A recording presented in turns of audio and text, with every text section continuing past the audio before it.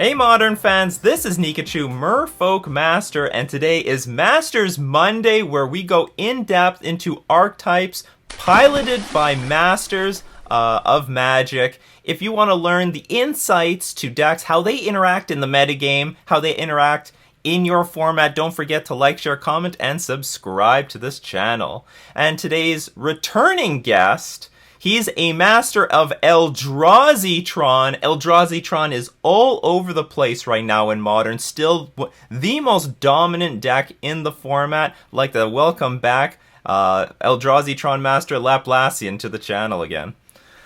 Hey, thanks for the kind introduction. So, if you want to know more about Eldrazi Tron, we had a fantastic interview before. To let you know if this is the right deck for you, we'll have that in the description below. But today we're going to talk about the positioning of Eldrazi Tron, how well it's interacting in the format, because like Throne of Eldraine sort of threw everything in the air. Tons of decks have had to adapt and change. But you look at Eldrazi Tron, the list is still stock, like nothing has changed. Yeah, that is true. I mean, it's hard to think about Throne of Eldraine bringing any cards, especially to Eldrazi Tron. It's difficult to bring new cards here because like we are stuck into one semi-color. I mean, it's a colorless deck, artifact deck, and like I don't know, about 90% of the deck list is quite stocked. We cannot manipulate with the either main deck or sideboard too much because of card package, because of Urza lands and so on.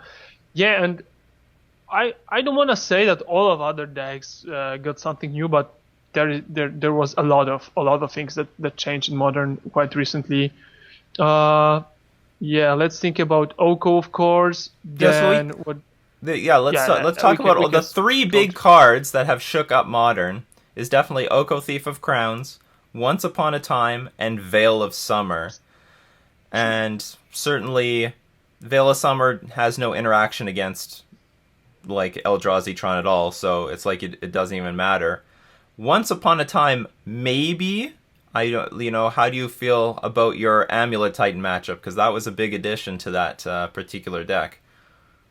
Yeah, speaking about the new additions, I mean, Oko probably can be seen in any deck that plays either green on blue and they try to adapt, maybe splash green, maybe splash blue. So, yeah, maybe about Oko, just a couple of words. I thought that I wasn't thinking that this card is gonna be that strong. That's of course that's one thing. Most people thought. No one saw it coming. Yeah, but there is a difference if you expect a card to be strong and this is just more powerful than you thought, or you think that this card is, let's say, good but not mediocre at tops, and then it turns out to be like probably one of the best, if not the best planeswalker ever. So I was quite wrong about this card reading it. Because firstly it shown up in Urza decks, and honestly you see so many cards in Urza decks and they all are so good just because Urza deck is so powerful. So initially I thought that Oko is just a very strong card because it is playing in a very powerful deck. But then it just started showing up in Legacy numbers. Then it started got banned in Pioneer, of course, got banned in Standard. Banned Standard, banned in Pioneer, banned in Brawl. Exactly, in Historic, in Pauper, or something like that. I'm just kidding, but banned in almost every format. And then it turned out that Band Control is more popular than Blue-White, that Infect is playing it main deck, so it turned out to be really, really impactful, really powerful Planeswalker. Death Shadow's playing it. Fortunately, I don't think it... Amulet Titan's trying to jam it. Merfolk is playing it. It's going if you can splash it, you play it. Yeah. Pretty much. And about Oko against Eldrazi Tron, I mean, it's good. It's better than I thought, but it's not as good as you expected. Like the, let's say, most powerful Planeswalker ever. Let's assume this is true. So the most powerful Planeswalker ever, you expect it to just come in and like smash. And against Eldrazi Tron, it's not smashing. It's more difficult to lock the game because you play Karn and This is not the case that you play Breach and next turn you're gonna play Lattice. That's the end of the game, because Breach is gonna turn into an elk, they're gonna kill Karn, and it's more difficult to navigate. But fortunately, many decks that play Oko are not that focused on attacking. They sometimes try to defend it. For example, I don't know, Band Control is trying to defend Oko or just playing defense. Yes. And if they play defense, you land Karn in and you again threaten combo. So this did not change. Of course, if they turn your Smasher into an egg, this is painful and it's very difficult to kill Oko from 6 loyalty. That's probably the most broken thing about it. But if they turn your Totnots here into an egg, they don't gonna get card out of it. If they turn your Reshaper, that's a bit painful, but this is like a small upgrade from 3-2 into 3-3. Ballista and Hangerback are quite bad when they turn into an egg because they are just much bigger. Yeah, so, the counters stack on top. Yeah, so this is not the hugest problem Eldrazi Tron might have. And for example, if you play against some other planeswalkers, the bigger ones, like for example Jace, especially on empty board, is just much bigger problem than Oko, because this is like generating 1 or 2 card advantage per turn, and Oko is like generating 1 creature per 2 turns on empty board. So this is like manageable, and Big Teferi is like a huge problem for Eldrazi Tron, and Oko is like not the most threatening card. So this is probably one of the reasons why Eldrazi Tron is quite good, because the best card recently printed is not that good against this deck. Speaking about Veil of Summer, it shuts nothing of our deck, and it probably gives some more playability to the decks that we are naturally good against. Like for the only one I'm thinking right now is Infect, because this is like the deck that probably gained the most together with Amulet Titan from the recent printings. They gained Oko as the answer main deck and sideboard. They got Mystical Dispute for like, I don't know, counter magic battles and so on, and Veil of Summer only from this set. And they also got Scale Up. And did they get Once Upon a Time? Yeah, Once Upon a Time too. So they're utilizing everything. Yeah, that's the case, I guess. And Eldrazi Tron is naturally quite good against Infect. And what else? Veil of Summer does nothing against Eldrazi Tron pretty much.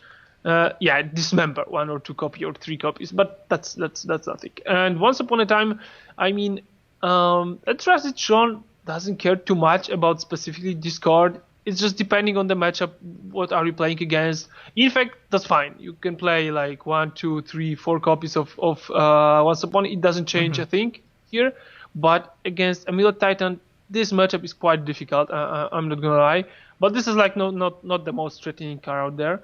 And Amulet Titan is the deck probably that gained the most, like Field of the Dead, sometimes Golos, Once Upon a Time, Field of the Dead. I said Castle Garenbrick, the castle that made 6 mana out of 5.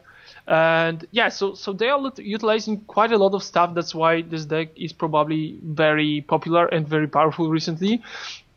And most of all, it has good Urza matchup. So those are both Amulet Titan and Infect have good Urza matchup. So this is like probably the top of the meta because of what we have seen recently.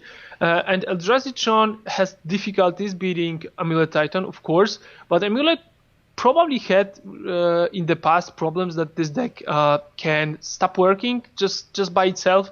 If they have Amulet Titan, Amulet of Vigor, and they play second turn Azusa and so on, this broken stuff, probably nobody is gonna beat it in the metagame. Maybe except some Infect Buster draws and so on, but this is generally like a very, very good start. But sometimes this deck just doesn't function that way. This is like Hardened's case without scales. Yeah, this is just the deck that plays very slowly, grindy game. Maybe they can do something broken later, but we'll see. And about Amulet, this is like the same. If they play like their 4th or 5 Titan, okay, you just have to be able to beat this. If you cannot beat this, this is just bad. And Eldrazi Tron has like this huge advantage over natural Tron, I mean mono green Tron, that we play a lot of early interaction. And if not a lot, just a bunch. And Chalice of the Void, even for 0, is quite good. We are shutting off some explosives with Karn. We can play some early interaction like Dismember, Spatial Contortion. And our late game is not that much worse than mono green Tron. Of course, we don't have Wurmcoil, we don't have Yugin. But if we play Karn, we just threaten to let's say ultimate with Michaels and Klatis. So we have early interaction for the fastest decks in the format, like Urza, Infect, and MTGO Titan, where mono green Tron is like very bad, and we are able to do some powerful things in the late game.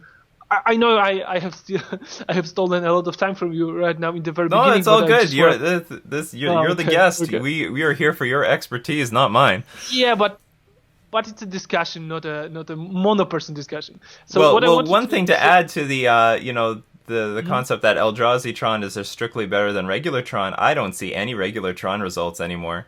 Yeah, like but it's almost dead. Why you don't see it? Because Amulet Titan is just very good against Green Tron. Infect is just bonkers against Green Tron, and Urza probably is quite good too. If they cord, let's say cord Wheel of Invention for Dumping Sphere, probably this is game over. I don't know if they play it main deck, probably not right now, but maybe if Amulet Titan is on the rise, maybe they play it again. Yeah, and this is one of the things, we are not that scared of the decks that are most powerful right now, and the most difficult matchups besides Amulet Titan are gone. Scape Shift is probably gone, and Mono Green Tron is gone. And everything else is beatable. And the other thing that is very important is that we do not count on having Tron every single game. We can play Chalice Disruptive game, we can play Eldrazi mid-range, and even just fast kill with Eldrazi game, and we can play Tron Karn game. And this is of course dependent on the draw. You're not gonna play a Eldrazi game if you have Tron in your hand and so on. So it is like draw dependent. So we cannot influence this, but we are able to beat our most difficult matchups just by mulliganing turn 2 Thought Knot, turn 3 Smasher, or just much different thing like turn 1 Chalice on 0, turn 2 Chalice on 1, and so on. So we have different draws, and we have different game plans depending on the draw, on the matchup. It probably makes it difficult to play against Eldrazi Tron, and I think that those things combined make Eldrazi Tron quite difficult to play against, and quite a big player, probably the biggest one online right now. Oh yeah, I mean in the Modern Challenge, not last weekend but the week before that, there were 6 results in the top 16, so basically 40% of the top of the field is Eldrazi Tron. Yeah, that is true. I have seen those results, like really a lot of it on the top. And another thing is that really you play a mid-range deck with an option of combo big mana finish with Karn, with Lattice, and so on.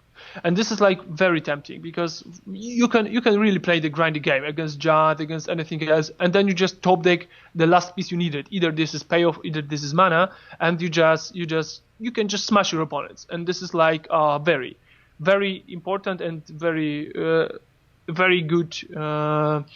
good point by Eldrazi Tron. Yeah, I'm just looking at the recent results. This weekend there was not that much Eldrazi Tron in the top, but I remember it being like 2, 3, 4 copies in top 8, 8 copies in top 16, something like that. Yeah. Really impressive results by that.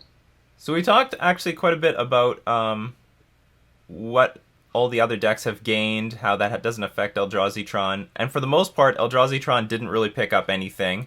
But there was one list a week ago. Playing Once Upon a Time. What are your thoughts about this? I mean, I haven't tested, just to be honest. I have seen it. I have seen the idea of playing it, and I'm more skeptical in Mono Green Tron than in Eldrazi Tron, because in Mono Green Tron, this is like it gets only creatures and lands. So you play like 4-6 creatures main deck, like Ulamog, Karn, Ulamog, Ballista, Wurmcoil. And the most important things sometimes you want to get, like you can get with steerings, are artifacts, Oblivion Stone, maps, stars, and planeswalkers, and you just can't get them with Once Upon. And you again need green mana, and if you have green mana and 2 mana up, you just want to play Sylvan's Crying and so on. So except the situation when you play turn 1, turn 0 for 0 mana, the card is just strictly worse than everything you have been playing already. And in Eldrazi Tron, this is like difficult from the point of view that turn 0, of course, this can be super good. More often turn 2 Thought Knot, more often turn 3 Smasher, more often Tron turn 3. But honestly, except the situation when you pay 0 mana for it, then it's just very difficult to cast because you already play like one waste, two wastes, and this is sometimes that's it. And when you're gonna stick, where are you gonna stick this third and fourth basic land? And those has to be forests. So you just make your mana base worse in the very strange sense because this is like only to cast once upon. So if you wanna go that route, maybe something like mono green Tron with Eldrazi instead of some other stuff is the way. Like I have seen the list big mono green Eldrazi Tron. You play Wardbreaker, Oblivion Sour, and Dugin, and so on. Right. So maybe this is the way. The second option is you play blue-green Eldrazi with Oko, with Once Upon a Time, with Drowner of Hope, and so on and so far. So maybe this is the way. I think that this is interesting to test, but I highly doubt this is gonna work like in the long term. You more often will be will have problems with your mana, casting your spells, than being very advantaged because you casted it for 0 mana. Yeah, so very risky. Worth testing for sure, but I think it's just very risky. Maybe too risky to play it in the longer game, in the longer term. It's a published list. Someone else will try to replicate it, and only time will see if it's actually better than the normal Eldrazi Tron. Yeah, I'm just watching. I'm just looking at the results from last Modern Challenge, and there was like a lot of Urza, just a lot of Urza in top 8 and everywhere. And this is actually on 10th place by Numena Lowalin. Yeah, exactly. Eldrazi Tron with 4 copies of Once Upon a Time. Yeah, so this is something that we 10th place in. So it was 5-2 because I was playing this challenge too. So this is something real. I mean, it just cannot be that bad if you make 10th place. So just have to watch what's gonna get out of this list. Yeah, 4 copies of Once Upon a Time. This is like, and 1 forest. Maybe a bit risky, but worth testing. Interesting inclusion into this deck, and really a lot of Oko, a lot of everything. Yeah, and in 13th place, 4 copies of Once Upon in Eldrazi deck, but this is blue-green Eldrazi with Oko. So I guess there are lists that try to utilize those new cards in featuring Eldrazi, which turned out to be quite good recently. Just out of curiosity, so Stoneforge Mystic got unbanned. Yeah. How did that impact Eldrazi Tron? How did you find any of the matchups? Let's say before Throne of Eldraine, because Throne of Eldraine has sort of dismantled Stoneforge Mystic.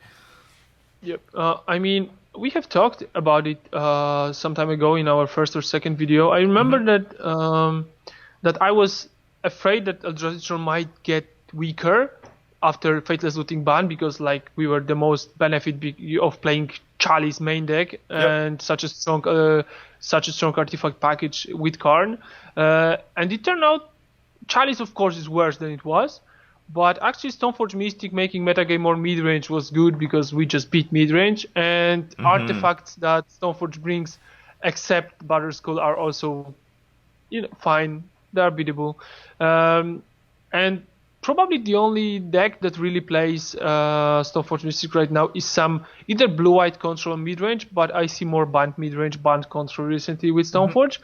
And I think this is another reason why Eldrazi Tron is good recently, because we have much better banned matchup than blue-white matchup. I mean, they play Icefang Kotal, and this is like perfect thing to kill with Ballista, perfect thing to kill with our... a perfect thing to kill with our removal main deck, and blue-white control did not have those targets, so we had like more dead cards. Ballista was fine against like Small Teferi, maybe Jace, but against Big Teferi it was very bad. And what else? Yeah, they switched from big planeswalkers into small planeswalkers. They play sometimes Narset, but mostly 4 copies of Oko, 4 copies of Teferi. And those cards are fine, but they are not spectacular. Jace and Big Teferi was just much more difficult thing to beat than the small planeswalkers that we see. So this is probably like another good inclusion into metagame for Eldrazi Tron, because this is just much more easy thing to us to beat, let's say, a bit more fair mid-range deck than a dedicated control deck that will just beat us in the late game. And I see less copy of Cryptic Command. I don't know if there is already a stack list of banned control, but I'm not sure if they play 4 copies of Cryptic Command, 4 copies of Force of Negation, or 2 3 copies, and so on. And Blue-White Control was so much stacked in for the late game that we just had huge difficulties beating this card advantage on board. They just countered the most important thing, tap our team. We had difficult times dealing 20 points of damage and like sneaking our planeswalker through. And I guess band control is like more easy thing. They tap out. They don't have that many cryptics. I think this is like a good change for Eldrazi Tron in general. And Stoneforge, like, it turned out not to be too good, and there are like plenty of reasons why. I mean, like removal is just everywhere. 2 toughness is nothing, and Oko is probably also dealing with Stoneforge just fine. At the Oko worst, probably crushed any hope for Stoneforge, because now any deck playing Oko just deals with every single artifact that Stoneforge Mystic will get. So that's a lot of work to just turn into an elk. They either turn your creature into an elk, Stoneforge into an elk, or just artifact into an elk, and you just get nothing out of this. And Oko is just very problematic because, first of all, loyalty, and second thing, it's just an answer to almost everything. It answers very difficult creatures, even like Emrakul in Legacy Vintage, something like that. And it is dealing. Yeah, I have seen that too. And this is also dealing with artifacts. This is similar to Teferi, but going up. Small Teferi is just dealing with everything, bouncing it, going down and drawing cards, and Oko is just blasting and dealing. So this is like... The small Teferi is annoying, but you kill it. It is. True. You kill it just next turn. Right? Yeah, Oko is annoying, but it sticks for turns. That is true. Yeah, right. So metagame has shifted into this position when we have lost our bad matchups. They are just gone, and the matchups that were difficult, we can do with them sometimes. Either they have evolved from blue-white into band control. I understand, because Ice Funk is good, like the Oko is bonkers, and so on and so forth. And our bad matchups, Eldrazi Tron is such a good deck that you can even win your worst matchups, and this is like the show of strength. If you can win your worst matchup, then the deck just can deliver you any results over the tournament, and that's why people play it, and that's why people keep winning with it. All right, so let's maybe go through one by one what makes Eldrazi Tron so good against all the particular prominent decks. So you did speak a little bit about how it beats Urza. What are all the interactions that you have? You say this is a good matchup for Eldrazi Tron. I mean, I didn't say this is a good matchup. When Urza first came out, I mean, Urza, Top Tier Foundry combo and so on, I was kind of frustrated. I thought that an artifact-based deck, when we play 4 copies of Karn and we use it like probably as the best deck in Modern, I said, how I can lose this matchup? How is it so difficult if I have main deck answers? And after some time, it turned out that this is just not an artifact deck combo, but also a Teferi deck, main deck answers to everything, like Assassin's Trophy deck, Urza deck, big Karn construct, big Urza construct deck, and so on. And this deck is very multidimensional. So speaking about Urza, it's transformed into this Urza Oko deck, and it's now taken to like Jund form. Yeah. I'm see the problem playing against Urza is that you don't know what to expect from this deck in any point of the game, because they are playing 5 colors because of Astrolabe, and this is also a thing that I don't like and many people don't like, because you just play 5 colors with no real cost for it. Like, this is one of the reasons why you see 5 color control in Legacy, and why you see Veil of Summer in Urza together with Assassin's Trophy, with Small Teferi, and something else. It's a card we might see banned eventually. Got banned in Pauper, and the Legacy community seems to really hate this card. It's undermining Wasteland. It is creating like these 5-color decks. Yeah, you're playing in Legacy against Wasteland. Here you are playing totally against Blood Moon. You probably play around anything. This is just like a free cantrip that you turn into an elk, and that fixes your mana and lets you play with 5 colors with no real drawback. So this is something that makes this deck difficult to play against and makes it let's say, unfun because you just build your deck without any restrictions. You just put whatever you want. And you play Urza and Cryptic Command like blue or triple blue in your deck when you play Top Tier Foundry, Teferi, and Dread of Winter and Assassin's Trophy. And this is wrong. It just shouldn't be this way. But speaking about why this matchup is fine, why it is doable for us and Eldrazi Tron can win this. First of all, we don't care about too much about all artifact stuff that is going on because we have Karn. Second thing is that we have this very strong finish that even Urza cannot deal with. I mean, if we play Karn, they just have to realize that, okay, I might just lose next turn. Second thing is that we have a bunch of answers to Urza. This is not like too many, but we already play 2-3 dismembers, maybe some warping ways. So Urza is something that we can deal with. We don't play push with Revolt. We don't have to. We don't play Bolt. So for toughness is nothing. What else? How effective is Chalice of the Void for you in this matchup? Chalice of the Void is fine. I mean, if we are on the draw and they just play turn 1 like Goose with Mox Opal and Mishra's Bubble, this is like first turn. Okay, if I was on the play, I would just crush this hand. Yeah. But Chalice of the Void is fine, even if they later in the game turn it into an Elk with Oko. This is not important too much because the most threatening starts are turn 1 or turn 2 Emry or turn 3 Urza. This is like, if we are on the draw, this is like woof to beat. The very difficult stuff. And Chalice helps to manage this just a bit. And I guess we can play a longer game against Urza. And from the point where they stopped playing combo because they felt so good in the late game, this was probably the point when we gained the most. Like Amulet Titan. Okay, you want to play mid-range game? Sure, I will just play Cavern at some point and land my Titan. You're gonna turn it into an Elk, sure, but I will have like 40 tokens, 40 zombie tokens. Okay, and this is the point when people I have seen Elikasis, for example, playing with combo Top Tier Foundry because there are decks that you just cannot beat in the late game. Because they just adapted, okay, you don't play combo, so I will just beat you in mid-range. I don't need that fast answers, I will just take the late game. And this is the thing that we gain the most from. And we have main deck Karn, which is an answer to many things they do. We have main deck Chalice, which is an answer. We can play just a fast Thought Knot or just kill them sometimes with Smashers.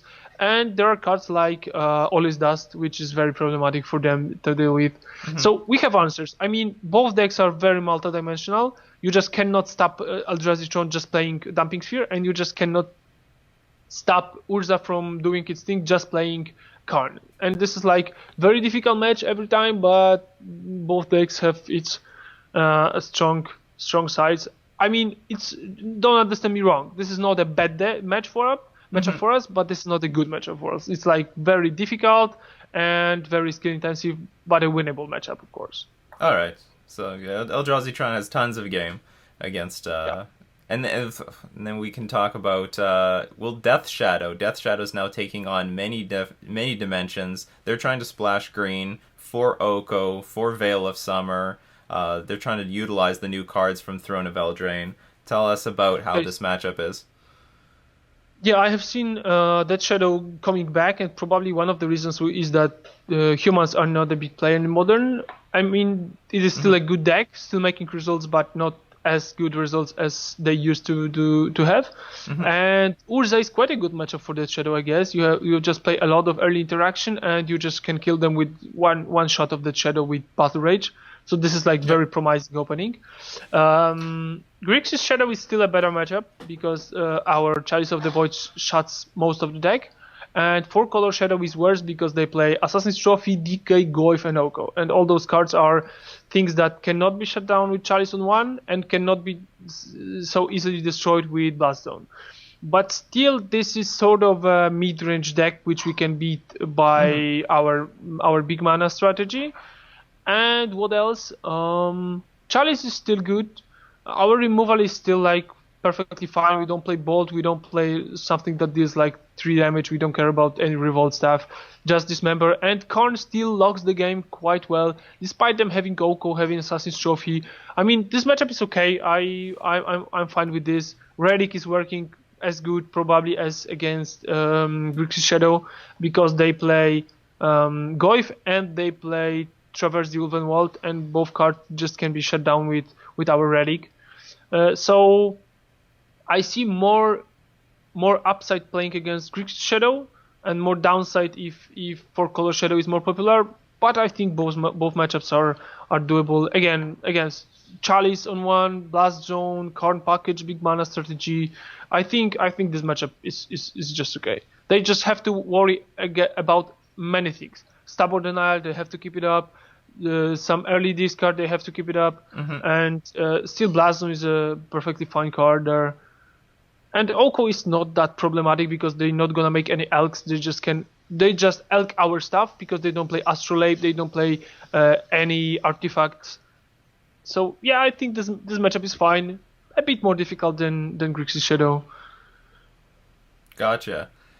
And maybe let's talk about Infect. I guess this deck is not the tier 1 top 1 deck. But it's becoming a player. I mean, I didn't really see it coming, but I mean, it makes sense. They got a lot to gain. They have good Urza matchup again.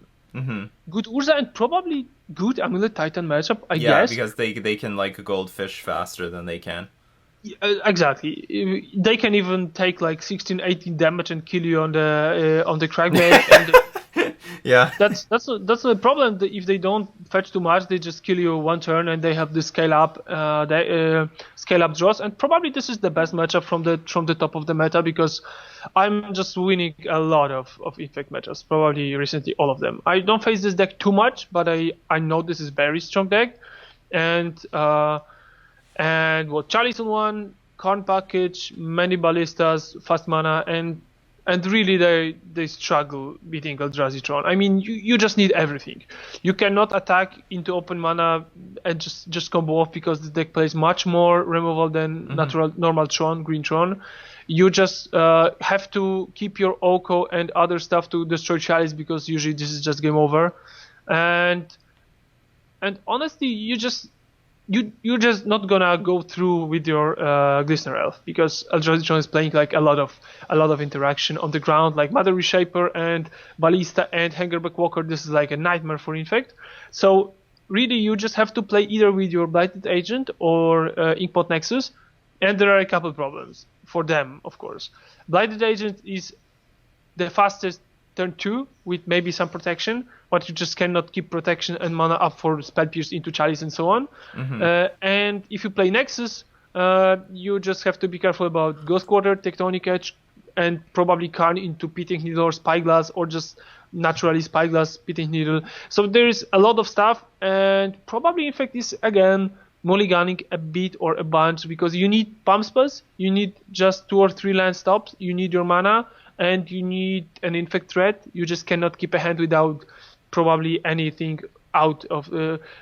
You just have to keep all those cards, like mana, Infect Creature, and pump spells. And of course, Once Upon a Time is helping a bit, but if you count that you're gonna find your Infect Creature, you might lose on the spot, right? So more often you just keep less mana and count, okay, I will find some lands. So, but I think that Eldrazi Tron is just a very good deck to beat Infect, like a very good one. I can concur, because I mean, when I play Chalice and Merfolk, Chalice on one, just 95% of the time will win the game on the spot right then and there. Especially the versions of today. In the past, they were playing with more cards like Become Immense, and now it's just one copy, mono 1-drops.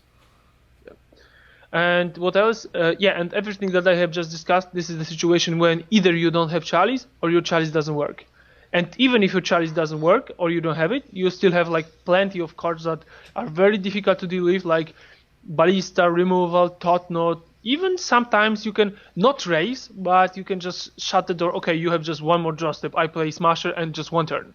And so really, your Chalice most of the time works, and you just win. And even if you don't have it, you still have a huge shot. So this is like a very favorite matchup. So let's go a little bit more deeper then into Amulet Titan, because you said it's not a very good matchup. What would you say your win percentage is off the top of your head? hard to say. Maybe let's say 40%. I won this matchup against Amulet Titan in this weekend in Modern Challenge, and probably one out of 2 or 3 matches I have won recently. I mean, I lost win and in. I wanted to say no, that I made 3 and 4 and lost to some Amulet deck in like 7th round being 3 and 3. That's not the case.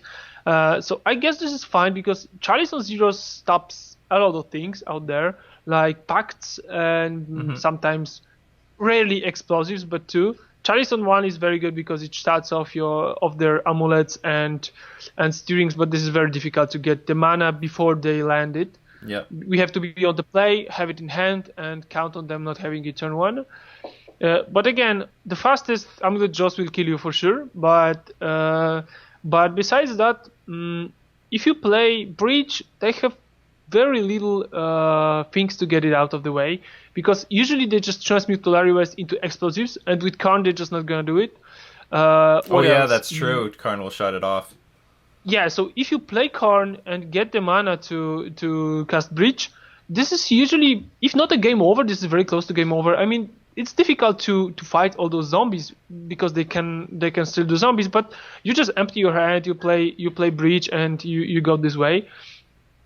Another important thing is that you still can play with your early Eldrazi, and it's not that rare that you play your Thought-Knot turn 3, or sometimes, but rare, turn 2.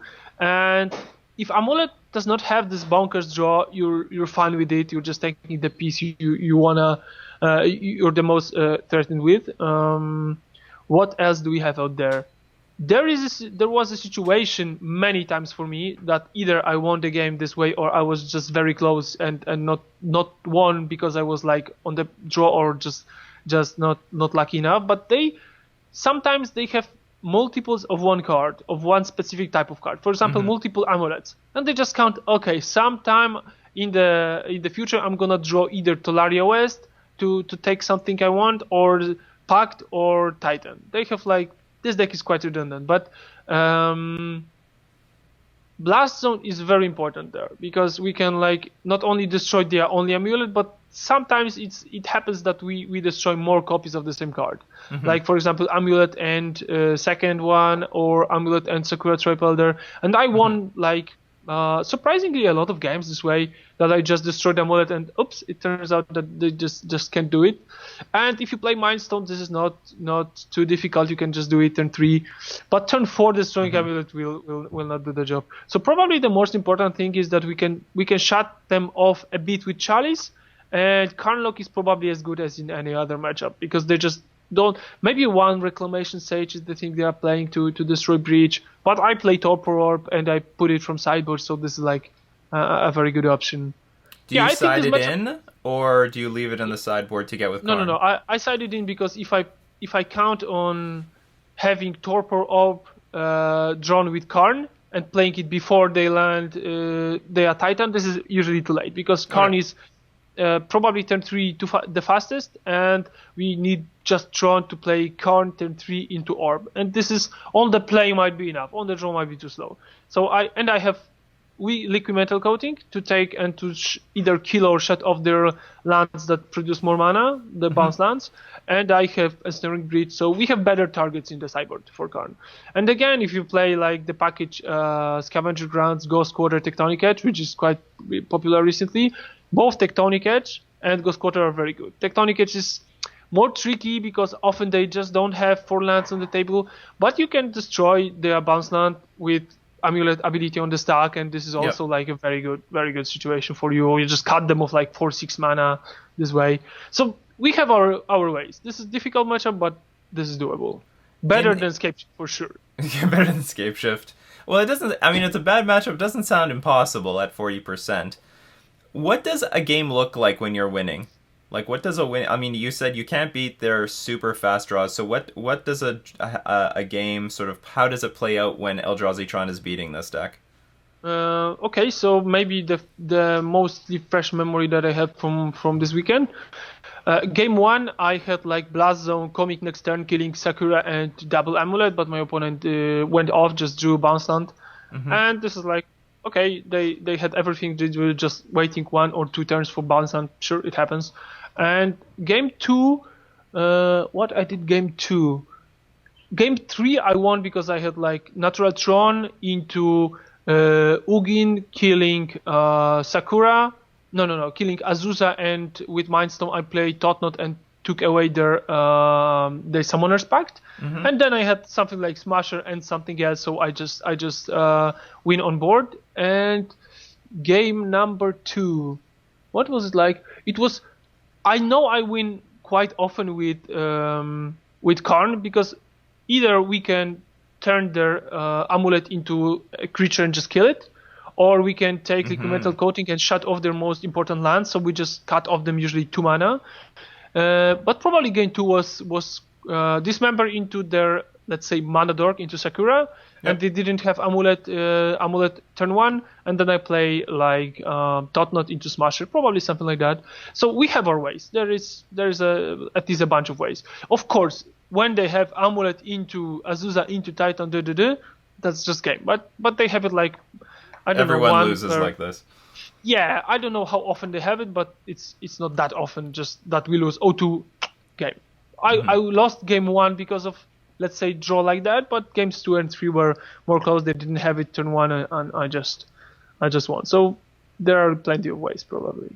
That's a pretty good line, using Karn to attack the amulet and then destroy it. Yeah, it becomes a creature. You need a lot of things to go to work for this thing to work out, because you need either Ballista on 1 is just enough. You just kill a 1/1 thing, or you need a Tron into Dismember, Spatial Contortion, something like this. But this is a line we can use it. And again, I won many games because I played Karn into Breach, and they have 1 turn, and the Titan is too big to attack most of the times when you have Breach. So this is like another very good way.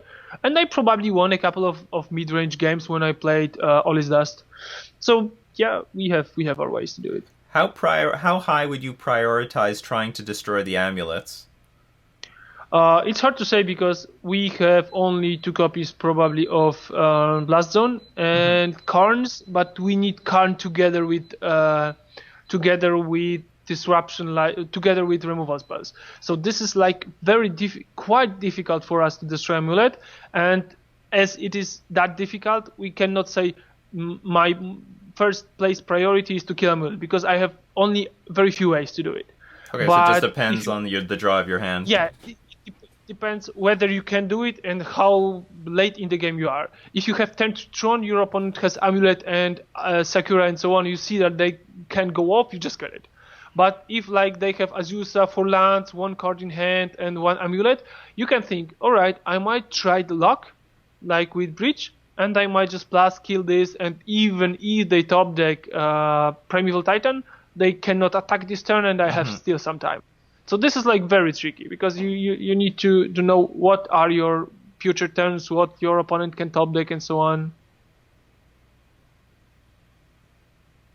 No, that's good. That's great. We have the options. That's definitely true. How much do you sideboard in this matchup? You said you brought in Torpor Orb.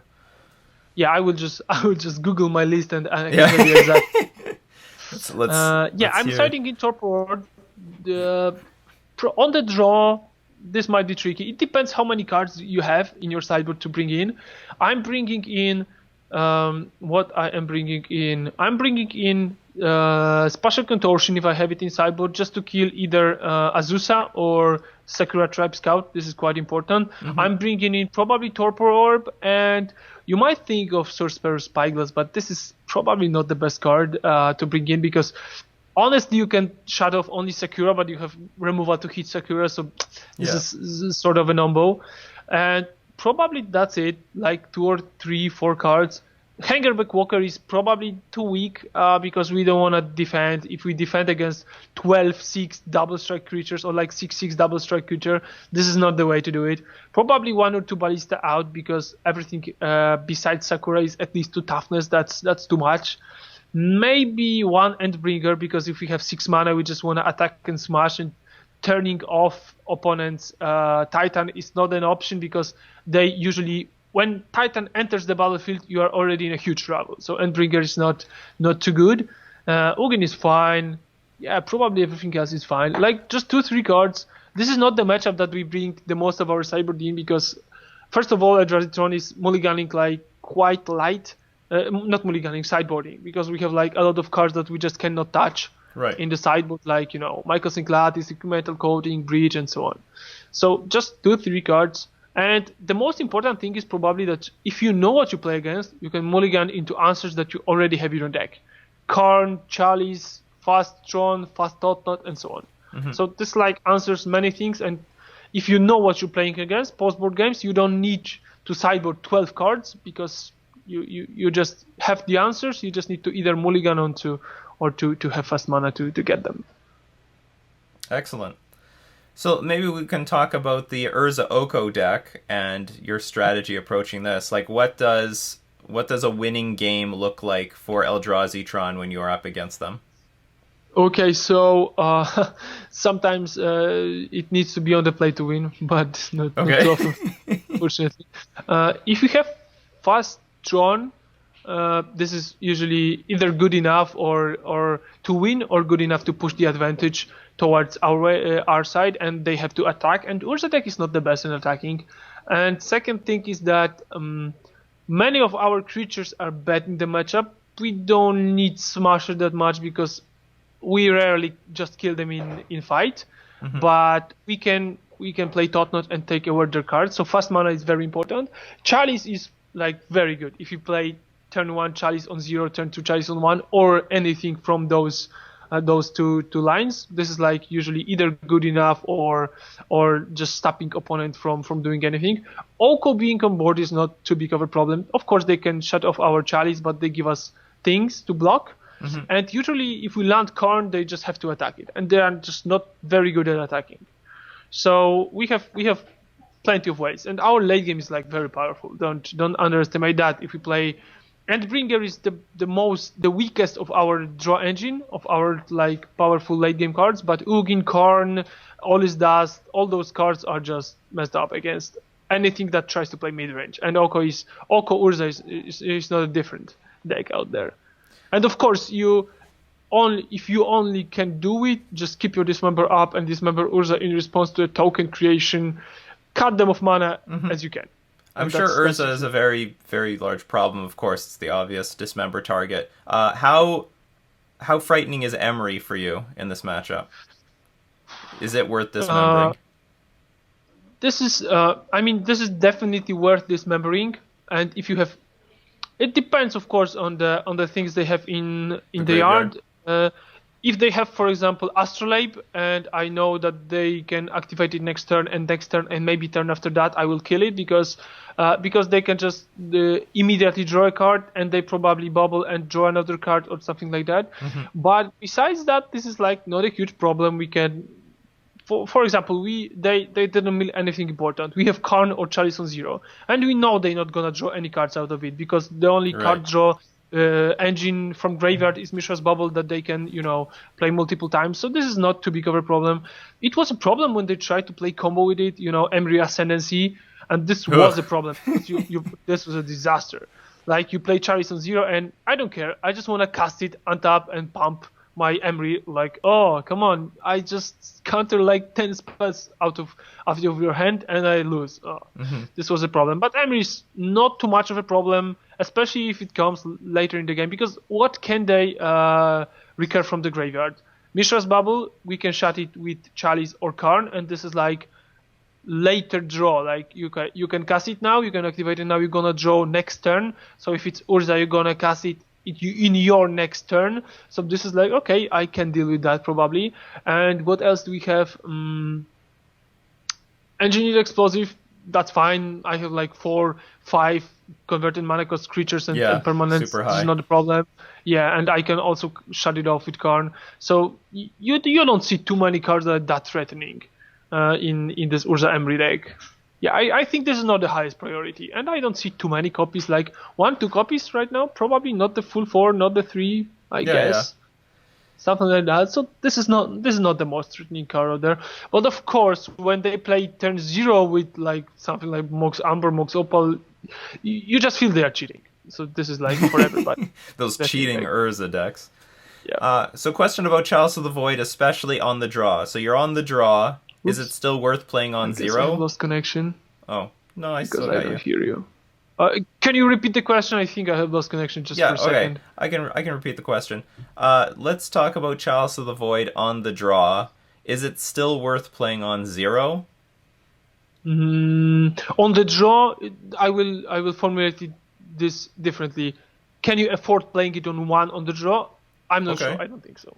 So probably you just have to play it on 0. And you don't have too many cards to bring in. And Chalice sometimes just can shut just a lot of things out of their side. Like 4 copies of Mox Opal, 4 copies of Mishra's Bubble. On 1, it shuts off 4 copies of Gilded Goose, I guess, 4 copies of Astrolabe. On the play, I think this is reasonable to keep it. It depends also what you have in hand. For example, sometimes you have Expedition Map, you want to cast it turn 1, while sometimes you have... okay, so this wasn't a good idea. This wasn't a good example. For example, you have Mind Stone, and you want to play Totnot turn 3 or Urza turn 3. Not Urza, but Karn. So you just know that you will have your turn 2 play locked down. Mm-hmm. So you just have to land it on 0. And more often I cast it on 1 on the play than on the draw, I guess, because this is like too late. Because they can play a lot of stuff, even on 1 until your turn 2. So this is probably not a winning line. But again, it depends on what you have in hand, what they have already played.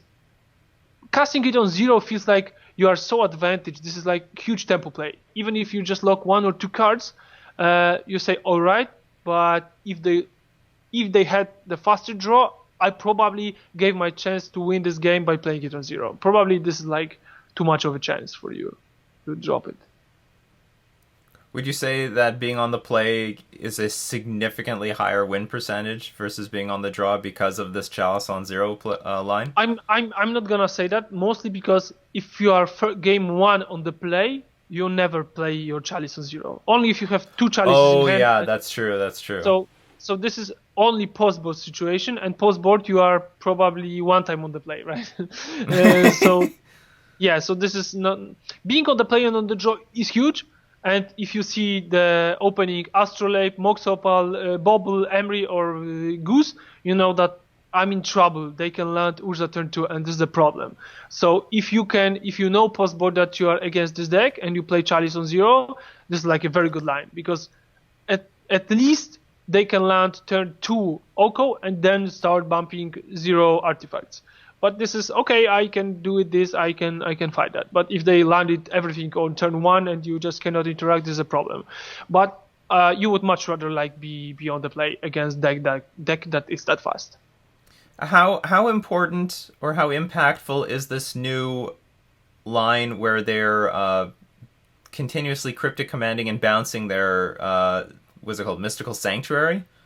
Yeah, Mystical Sanctuary. I have seen a line when you replay and bounce opponent's land, not to give them Tron, but this is probably more of a line when you play against regular Tron and Eldrazi Tron. Mm-hmm. But I have seen this play only in some Sultai control decks that I have played some time ago when this line and this archetype was explored by some players. I'm not gonna say popular because I have seen only a couple copies. I haven't seen this line too often. This is not too much of a problem. I have seen it more often from band control or blue-white control. This can be problematic, but this takes a lot of mana and a lot of investment. Mm-hmm. And if you have something on board or you can sneak 2 spells 1 turn, this is like, okay, fine. It is powerful addition, but this is not the thing that you are more scared of. I'm fine with this.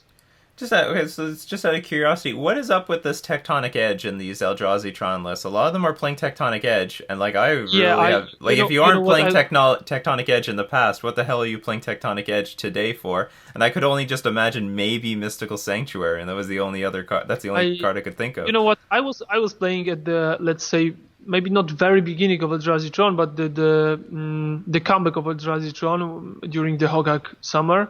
And I copied somebody's list, and it was like probably 2 Ghost Quarters main. So I just copied it, played it like to good results, top 4 MCQ, losing to Sodek and so on. And after this weekend, I realized, okay, I didn't use Ghost Quarter with a smile on my face that, oh yeah, I'm getting there. I'm killing Colonnade, I'm destroying Ascanta, I'm just cutting them off Tron and winning a single time the whole weekend. And I said, okay, this is enough. I'm not gonna play this card. This is just bad. And I was not playing with Ghost Quarters like for a long time. And this weekend I played again with it. My reasoning is that first of all you have a lot of Eldrazi Trons, and this Ghost Quarter is very good in the mirror because you don't have too many ways to search for a Tron. Against mono green Tron, it was bad because you cut yourself of 1 mana, and despite situations when you have already Clock on board or your own Tron, this was like you are losing 1 mana and your opponent is probably delayed by 1 turn. What you gonna do this 1 turn? Attack you for 3 with Reshaper. You're gonna lose. So this was the case, and the second thing was that Eldrazi Tron was not as popular as right now, and you didn't want that many mirror breakers. But if your opponent has turned 3 Tron and you cut them off this Tron, it might take them like a couple of turns, or they might never again take this Tron online. So this is like a very good mirror card. Again, this is Ghost Quarter is quite good against Amulet Titan. You can destroy the bounce land, and this is very good. Yep. Tectonic Edge is a bit less powerful against Amulet Titan because they can just go off having 3 lands or something like that. And what else? This card is worse in the mirror, but still good, because if you play against mono green Tron and they have 4 lands, usually they just have like 9-10 mana and they just destroy you. So your Tectonic Edge looks quite silly. But in the mirror, when they have like you have Karn, you defend yourself, they have Tron, but they have only Smashers and so on, and then you top deck Tectonic Edge and then you cut them off one of Urza lands, they might first of all never get this Tron online again, and second thing, you have this sort of mid-range game with Tron online that are not decided by one huge top deck. Despite Karn, you don't have cards that just win the game. All is does nothing. You don't play Emrakul, the Promised End, you don't play Ugin. So those cards I feel like are good in the mirror, but for quite a long time I was playing with 2 or 3 copies of Radiant Fountain, and this was first of all against Burn, because Burn is quite challenging matchup actually. Okay. I mean, Burn is quite good, and even against some mid-range decks this card was just quite good. But seeing that many Eldrazi Trons, I start feeling that Ghost Quarter might be good again, and Tectonic Edge might be interesting. But I'm not playing Scavenger Grounds. I feel like we don't have that many graveyard decks, and this card is too slow to activate sometimes and far too slow to search with map. Yeah, I much rather like to play with even another Blast Zone or Seagate Wreckage, because this card won me so many games that I just cannot drop it. So this is like probably my personal take. So is Tectonic Edge just thrown in because it was temporarily better than Ghost Quarter? Like, I still don't understand, why it's still showing up in lists today. Is it just like a card that's just being run? Or is it just good for the mirror? Because it sounds like Ghost Quarter is also good in the mirror. Yeah, I feel like probably there is some tension that you see winning lists playing some deck lists, you just copy this deck list and you play it because this deck is winning. Okay. But this is only my suggestion that maybe this is partially the case, but I'm not gonna say Tectonic Edge is bad. In the mirror, everything that stops your opponent Tron is good. And if you see like 4 copies of or 8 copies of Tron in top 16, it's hard to blame people playing main deck answers, especially in the form of the lens, when it costs you nothing. And playing 2 Ghost Quarters might be strange because, sometimes you just want to not give your opponent extra mana against Band Control, against Blue White Control, and some other stuff, against Valakut. Sometimes you just want to cut your opponent of 1 mana, not destroy this specific land. So this is why Tectonic Edge might be better in some cases. And what else? You have 4 copies of map, so you just want this versatility, because if, let's say, even 20% of the time you are able to search, you want to be able to search both, because in some cases Tectonic Edge might just be better. than Ghost Spotter. You cut your opponent of 1 mana, and you know, okay, they're just not gonna land Big Teferi or Primeval Titan or Scapeshift Lethal next turn. So you just want this Tectonic Edge because there are situations where this is better than Ghost Spotter. Not many, but probably they are. And you can tutor for it anyway with Expedition Map. If you have options to tutor, you want this redundancy in your deck just because you can afford it, right? It costs you nothing. Okay, so I want to talk a little bit about the mirror match, because if you're going to be playing Eldrazi Tron, you're obviously going to be in the mirror all the time. What are the most important things that you want to be thinking about or playing towards in the mirror match? You need either fast Eldrazi mana, or you need fast Tron if you want to beat the mirror. Because if you have mid-range hand, it rarely wins. Mid-range slower hand, it rarely wins the mirror. Because if your opponent lands Karn and you just cannot deal with it, it wins the game almost on the spot. It either shuts your mana or just locks the game into turns and so on. So, of course, there are situations where, for example, one Tron land into some other land, Mindstone, and turn 3 Karn on the play is enough. Karn on the play, turn 3 is very good. But I would mulligan quite aggressively to the hands to hands where you really can cast your powerful spells and you can beat your opponent's powerful spells. And probably this is like the biggest advice I can give. How aggressively would you mulligan? Mana and How aggressively would you mulligan? Like, are you willing to go to 4 or at least a 5? I have 7. I see that the 7, for example, I'm on the draw, and I see that the 7 has nothing. I have some Reshaper, Ballista, maybe, except Chalice. I don't know what I'm playing against in game 1, okay?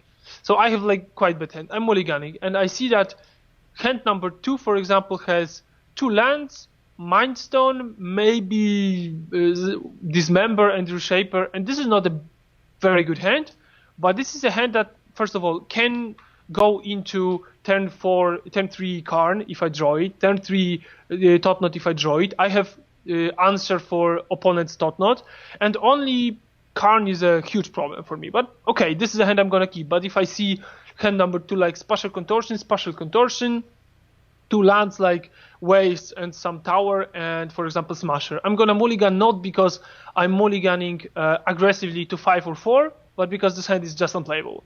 So I'm mulliganing 7 if I don't have this quite good or very good openings almost every time.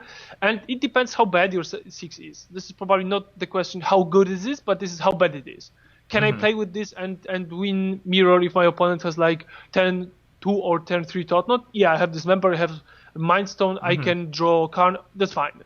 Of course, every hand that has like Totnot turn 3, Totnot turn 2, Tron, Karn, those hands are very good. And of course, we have like plenty of that cards. But speaking about games 2 and 3, this is like a bit more different. Like Chalice always does nothing, so you have 5 cards that you start with to side out. Right. What are you siding in over these 5 cards? Let me just check my list. So I'm siding out definitely Olis does 4 copies of Chalice. And I play Radiant Fountain in the sideboard, so I change Cavern of Souls for Radiant Fountain, but not many people play it. Small upgrade? Put in... What? Small upgrade? Small upgrade, yeah. 1 copy of Sorcerer's Spyglass. If you are on the play, you can shut your opponent's Expedition Map, Karn if you don't have your own, so this is like a very important card. 2 copies of Spatial Contortion, either to remove some blockers, to pump your Smasher when you attack Karn and so on, like quite versatile card. 1 copy of Mystic Forge, just as a late game winner, engine. and 1 copy of Wormcoil Engine. So this is 1, 2, 3, 4, 5 cards. So this is 5 cards if you sideboard out 4 copies of Chalice and 1 Olis does, and everything else you feel like that this card is just bad. And if you have like 2 Olis dots or some other thing that you just want to side out, this is quite often that you put in your Relic of Progenitus just as a redraw, because of course they might just lock you with Karn, that happens, but everybody is sideboarding out Chalice, and nobody will bring Chalice, I'm gonna catch their one off Relic of Progenitus. Nah, this is not gonna happen. So Relic just as a redraw. And of course you can recast your stuff from exile if you have Karn. This is a plus. Right. If you have Relic. So Relic has some utility, but the problem is that your opponent has their own Karn too. So you allow them to recast their stuff. So everything is quite strange to navigate here. Is it a high variance matchup, or do you think it's a pretty skill intensive matchup? I imagine game 1 might be a crapshoot, but how about games 2 and 3? Yeah, okay. I think that it is skill intense up to the point where people know what they are looking for, and when people know what this matchup is about. This matchup is about fast mana, this matchup is about silver bullets. If you have Karn, you 90% win the game. Of course, we're not talking about the situation when your opponents have 20 power on board, you have 4 lands, and you just cast Karn. No, not gonna work. But if both players know what they are looking for, this is a crapshoot a bit, because if you mulligan to 5 and you find mediocre hand and your opponent has 10-3 Tron into Ugin, Incarnate and so on, you're just gonna lose. You're just not gonna get out of this. But if your opponent don't know what to play in this matchup, or is not too well prepared, didn't play this matchup too often in the past, you are most likely to win, I think. So this is very skill intense, because you can navigate this matchup through, even through the most broken your opponent's winning line, your opponent best hands. But if you both are very good, then it's quite miserable, sadly, I think. Well, just how it is when two equally skilled players play against each other anyway. And especially having mirror match. Yeah. And I think especially when this mirror match is like, Eldrazi Tron is not the. I'm thinking what mirror matchups are the worst to play? Combo decks, when this depends if you are on the play or on the draw, maybe. But ad nauseum versus ad nauseum. This was a crap. Like Storm versus Storm is probably a miserable matchup too. But for example, Devoted Combo against Devoted Combo is not the worst matchup you can have. It is quite interesting, or at least was when I was playing it. What else? Control mirrors are very skill intensive, I guess. Yeah. But I'm not sure what it takes to just break somebody in the mirror.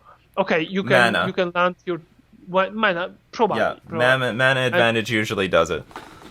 Yeah, and for example, mid-range matchups, I'm not the biggest fan of mid-range mirrors, because black-green, when it was popular, it was like miserable to play it.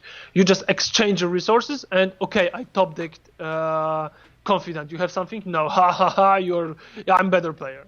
So like mirror matchup is like quite bad.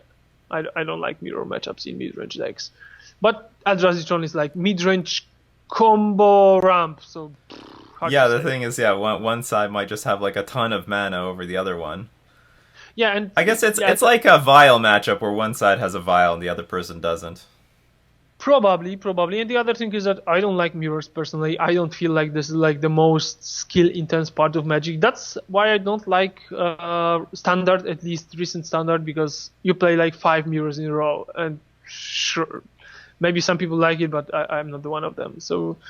I don't think that mirrors are the most skill-intense matches you can get. How often do you feel you're up against Eldrazi Tron these days? Not too often. I played one mirror match in 7 matches in Modern Challenge. Okay. And last League of Modern, I probably didn't play any single time against Eldrazi Tron. Even if this is like 20% of top 16, okay. But if you take a look at like 1,000 players on 500 players in modern leagues, this is not like too much. Mm-hmm. You don't see too many. You don't see the deck too often in modern leagues. Maybe in the bigger tournament, maybe. But I did not play modern tournament in paper recently. I'm gonna play Mox playoff this weekend, so I will see whether there will be a lot of Urza or a lot of Tron, maybe. As you go deep in the tournament, usually the cream will rise to the top. Usually, but my last round of Modern Challenge, when I was still playing for the top 8, was Humans. The last round. The pre-last was Band Control, and the pre-last was Sultai Urza, or blue-green Urza midrange. Oh, yeah. So those all decks that are decks that, okay, I faced them. I'm not surprised. I know this is the metagame, but I didn't play against Amulet. I played it like turn 3, round 3. I played a Mirror round 2. I played Shadow round 4. So I played against pretty much everything. But I wasn't playing like 2-3 rounds in a row against something. This is not standard, right? People still play the deck that is good, in the fashion they like to play. So even if Eldrazi Tron is the best, some people will never touch Eldrazi or never touch Tron, and they will play Band Control because Control is still good.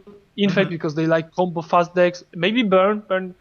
Burn is fine, except the fact that Oko probably beats Burn hardly.